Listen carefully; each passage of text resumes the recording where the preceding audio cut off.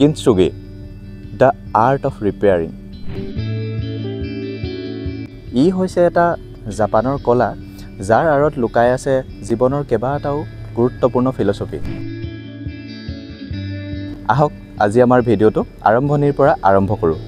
প্ৰথমে আমি এনেকুৱা এখন পৃথিৱীৰ কথা ভাবোঁ য'ত আমাৰ আটাইতকৈ গুৰুত্বপূৰ্ণ কিছু বস্তু যদি ভাগি যায়, সেইটো আমাৰ কফি মাগটোও হ'ব পাৰে বা আমি ভবামতে নোপোৱা এটা ফলো হ'ব পাৰে বা জীৱনৰ কোনো আঘাতো হ'ব পাৰে।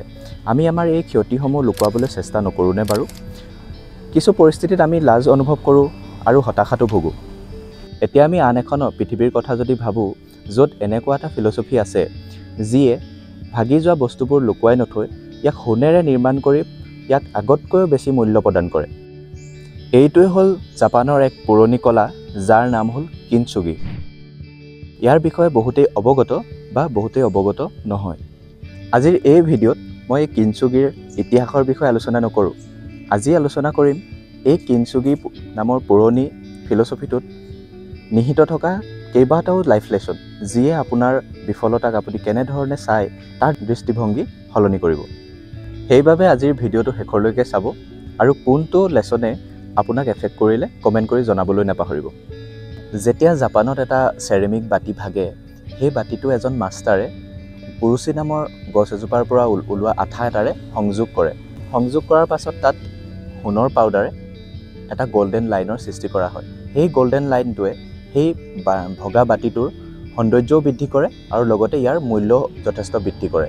আচলতে আমাৰ জীৱনটো এনেধৰণে একেই নহয়নে বাৰু? আমাৰ পৰাও কেতিয়াবা কিছুমান অংশ এনেদৰে ভাগি যোৱা দেখা যায়। যেনে ধৰক আমাৰ বিফলতা, আমি কৰা কিছু ভুল, আমি ভবামতে নোপোৱা কিছু ফল। কিনচুগি ফিলছফিৰ মতে এনেদৰে ভাগি যোৱা বা ভাঙি পৰা মানেই ব্যক্তিজনৰ মূল্যহীন হৈ যোৱা নহয়। আমি কৰা চেষ্টা, অহৰহ পাৰিমেই বুলি লাগি থকা আমাৰ যি মানসিকতা, সেয়াই হৈছে আমাৰ গল্ডেন লাইন। এনেদৰে আমি নিজকে ৰিপেয়াৰ কৰি কণ্টিনিউৱাছ জাৰ্ণিত আমি নিজকে শিকোঁ আৰু আগবাঢ়োঁ। মোৰো এই আগবাঢ়ি যোৱা যাত্ৰাত যদি অকণমান আপোনালোকে ছাপোৰ্ট কৰে তেন্তে ছাবস্ক্ৰাইব নামৰ এই ৰিপেয়াৰ বটনটো টিপিবলৈ নাপাহৰিব। এতিয়া আমি আলোচনা কৰিম ভাগি পৰাৰ পাছত নিজকে ৰিপেয়াৰ কৰি আগবাঢ়ি যোৱা ব্যক্তি এজন কিয় শক্তিশালী হয়। আমি সকলোৱে এনেকুৱা এটা জীৱন বিচাৰোঁ যি কেতিয়াও থমকি নৰয় আৰু সদায় আগবাঢ়ি গৈ থাকে। কিন্তু কিনচুগিয়ে আমাৰ ইয়াৰ বিপৰীতটো কয়। এবাৰ সোণেৰে জোৰা লগোৱা সেই পাত্ৰটো যে আকৌ নাভাগিব তেনেকুৱাতো কোনো কথা নাই। তেতিয়া কি হ'ব? আচলতে কিনচুগিৰ ফিলছফিৰ ৰহস্য এইখিনিতে সোমাই আছে। মাষ্টাৰজনে ধৈৰ্যৰে বহি লৈ পুনৰ সেই সোণেৰে পুনৰ নিৰ্মাণ কৰে আৰু নতুন গল্ডেন লাইনৰ সৃষ্টি কৰে। এইখিনিতে লুকাই আছে এই ফিলছফিৰ দ্বিতীয়টো লাইফ লেছন। এনেদৰে আমি নিজকে নিজে নিৰ্মাণ কৰিব পৰাটোৱে হ'ল আমাৰ শক্তি। জীৱনত বিফলতা নোহোৱাটোত কোনো শক্তি নহয়। আচলতে বিফলতাৰ পাছত নিজকে পুনৰ নিৰ্মাণ কৰি আকৌ পুনৰ ট্ৰেকত আনিব পৰাটোহে আমাৰ কৰ্তব্য। ইংৰাজী নৱবৰ্ষটোলৈ মাজত মাথো কেইটামান দিন।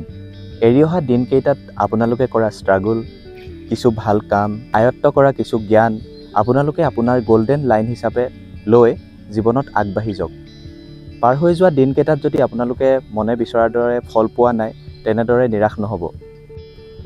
আয়ত্ত কৰা আপোনাৰ এক্সপিৰিয়েঞ্চসমূহক আপোনাৰ গল্ডেন লাইন কৰি আপুনি নিজকে মূল্যৱান কৰি তোলক।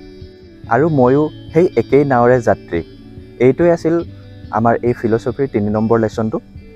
আপোনালোকক যদি মই এই ভিডিঅ'ৰ মাধ্যমেৰে ইনস্পায়াৰ কৰিব পাৰিলোঁ তেন্তে এটা লাইক কৰিব, কমেণ্ট কৰি জনাব আপোনালোকৰ কোনটো লেছন ভাল লাগিলে।